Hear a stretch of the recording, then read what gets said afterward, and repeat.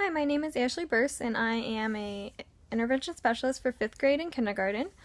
So the first strategy that I have used to be more successful in gaining meaning from a text would be from a church service that I've recently listened to. So the service was about how Jesus wants us to be in community and be in fellowship with others. There's numerous times in the Bible where it talks about great things happening when people are gathered together and when they're in a community. In our culture today, it's so hip to be a rugged individualist, and that's not what Jesus intended our people to be like. There are countless things where that are so much more enjoyable with when you have more people in our everyday lives. I think this strategy of understanding that we need other people in our lives is one that we can carry into the classroom. We always praise our students for good job, you did it all by yourself, and way to go.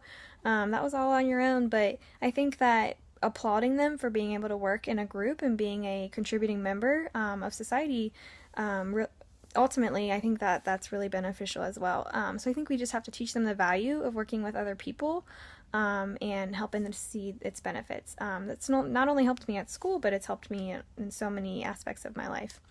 The second strategy that I've used to become more successful would be last summer when I read the book, and it's not even just that, but I was just thinking of the example of when I read the book, The End of Molasses Classes by Ron Clark, just to get ready for like my first year of teaching last year.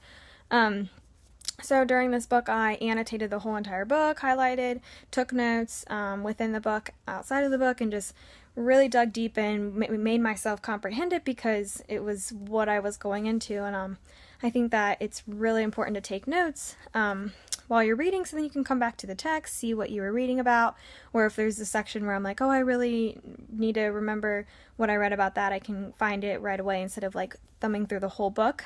So I think that that's really good for that. I do this with my students whenever we read like long passages, then I have them jot notes in the margin next to each paragraph, kind of like what the paragraph was about or something to help them remember what each paragraph was about. So I think this helps the students because looking at a super long passage is really overwhelming.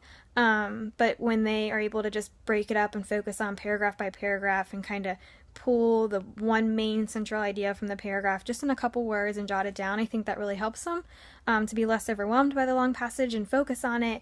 Also, when we're in a small group, sometimes we'll start reading a passage, and because of the students I work with, we just don't get through the passage at the same rate as the other students who are in different groups or whole groups. So a lot of times then we won't finish the passage, and we can go back, and when it's the day after, 2 days after, whatever it is, then I'm like, what did you read about? Then they can kind of just look at those notes, and it kind of sparks a reminder for them.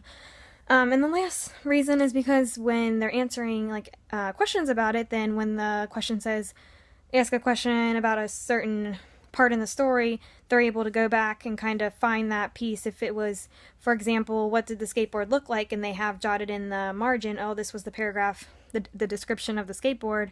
One we just did recently, a passage about this kid wanting a longboard more than anything. But yeah, so just being able to go back and being like, oh, I know exactly what paragraph that's in, instead of reading the whole passage over every single time. I just think that taking notes while you're reading is super beneficial no matter what you're reading.